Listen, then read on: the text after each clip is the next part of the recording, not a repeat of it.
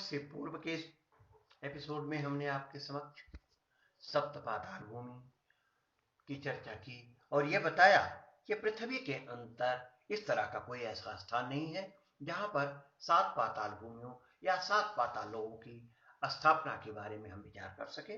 अब अग्रिम स्थिति है मेरोह स्थिति। यहाँ पर इस संपूर्ण ब्रह्मांड में मेरु की स्थिति क्या है, वो कहां पर स्थित है? तो यहाँ पर पाताल भूमि, पाताल के साथ साथ सुमेरु आदि की स्थान का भी विवेचन आपके सामने प्रस्तुत है। श्लोक संख्या 34 में जैसा कि बताया गया है, अनेक रत्न निचयो जाम्बू नदमयो गिरि भूगोल मध्य गोमेरुर्भय अत्र विनिर्गत है। अर्थात अनेक रत्नों के समूह से परिपूर्ण जम्बू नद, जिसको स्वर्ण नदी के नाम से भी जाना जाता है, से युक्त भूगोल के मध्य में गया हुआ तथा पृथ्वी के दोनों भाग उत्तर और दक्षिण में निकला हुआ सुमेरु पर्वत है। अगले श्लोक में, श्लोक संख्या 35 में आपको देव और दानवों की स्थिति का विवेचन किया गया है। उपरिष्टात् स्थितास्तस्य सेन्द्रा देवा महर्षयः अधस्तादेशुरास्तद्वत् द्विषन्तोऽन्योन्यमाश्रिता। मेरु पर्वत के ऊपरी भाग उत्तर दिशा में इंद्रादि देवता और महर्षि गणों का निवास स्थान है। इसी प्रकार अधोभाग दक्षिण भाग में असुरों, राक्षसों आदि का निवास स्थान है। जो देव असुर आपस में परस्पर एक दूसरे से द्वेष भाव भी रखते हैं। इसी तरह से श्लोक संख्या 36 में जैसा कहा गया है, ततः पृथ्वी की पृथव्याम समुद्र स्थिति का वर्तते ततः समन्तात् परिधिक्रमा क्रमेणायं महार्णव मेखलेव स्थितो धात्र्या देवा सुर विभागकृत। सुमेरु पर्वत के दोनों भागों के मध्य में परिधि की तरह यह महासमुद्र, क्षार समुद्र, पृथ्वी की मेखला की तरह से स्थित है। यह समुद्र देवों और असुरों की सीमा का विभाजन करता है।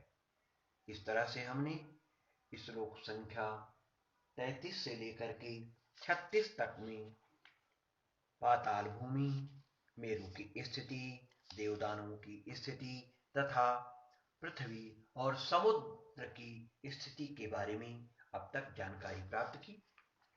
जैसा कि आपको बताया गया है, श्लोक संख्या 33 में इस भूगोल के भीतरी परतों में अति सुंदर 7 पाताल भूमि है, जहां नाग और असुर रहते हैं, जहां प्रकाश देने वाले और रसीले वृक्ष हैं।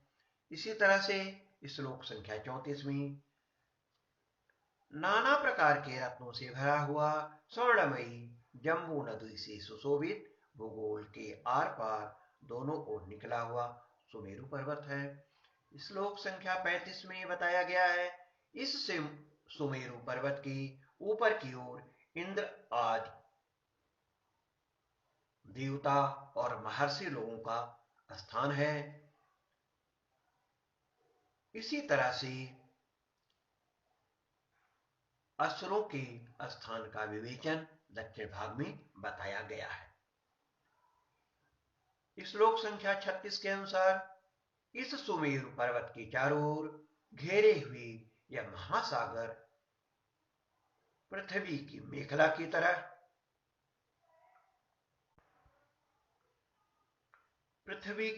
की तरह स्थित है तथा देवताओं और असुरों का विभाजन भी इसी क्रम के अनुसार बताया जाता है। भूगोल के भीतर 7 पाताल देश माने गए हैं, जिनको क्रमशः अतल, वितल, सुतल, रसातल, तलातल, महातल और पाताल नामों से जाना जाता है।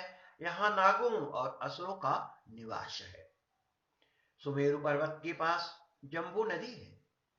यह पर्वत भूगोल के केंद्र से होता हुआ दोनों ओर अर्थात उत्तरी और दक्षिणी ध्रुवों पर निकला हुआ माना गया है। उत्तरी ध्रुव पर देवताओं का निवास है और दक्षिणी ध्रुव पर असुरों के निवास को चिन्हित किया जाता है। यह देव और असुर आपस में एक दूसरे के साथ शत्रुता का व्यवहार भी रखते हैं। इस मेरु पर्वत को घेरे हुए पृथ्वी के चारों ओर लवण समुद्र है अर्थात खारा समुद्र है, जो देवताओं और असुरों की भूमि को अलग करता है और पृथ्वी की मेखला की तरह है। यहाँ पर कुछ बातों को यदि हम देखते हैं, पढ़ते हैं और उस पर विचार करते हैं तो पता लगता है ये सब काल्पनिक बातें हैं। इसलिए कहीं पर कुछ संशय भी उत्पन्न होता है। उत्तरी और दक्षिणी ध्रुवों को सुमेरु पर्वत के ऊपर और नीचे वाले सिर के रूप में जाना जा सकता है। इसके बीच में विषुवत रेखा के पास खारा समुद्र भी माना जा सकता है, क्योंकि आजकल की पृथ्वी के स्थिति को देखने पर यही सब विदित होता है। यहाँ पर आपको पाताल, सुमेरु आदि के स्थानों के विषय में बताया गया। जैसा कि आपको यहाँ पर बताया गया है, वह स्वरूप तो कहीं ना कहीं काल्पनिक लगता है, परंतु जब हम इसको विचार पूर्वक देखते हैं तो बहुत सारी बातें इसमें अर्थ संगत हैं और इसी के अनुसार आज हम ज्योतिष शास्त्र या इस भूगोल का या इस ब्रह्मांड की संरचना का विवेचन करते हुए इसके बारे में उनके लक्षणों को जानते हुए इसकी जानकारी प्राप्त कर सकते हैं। आगे आपके समक्ष जो प्रस्तुत है यहाँ पर, जैसा कि तदनंतर पुटः सप्तः नागासुर समाश्रया दिव्यौषधीरसोपेता रम्या पाताल भूमि श्लोक संख्या में बताया गया है। इसका थोड़ा सा विवेचन फिर हम श्लोक संख्या 33 से अगले एपिसोड में पुनः प्रारंभ करेंगे और आप लोगों के समक्ष प्रस्तुत करेंगे। तब तक के लिए धन्यवाद। शुभम भूयात्।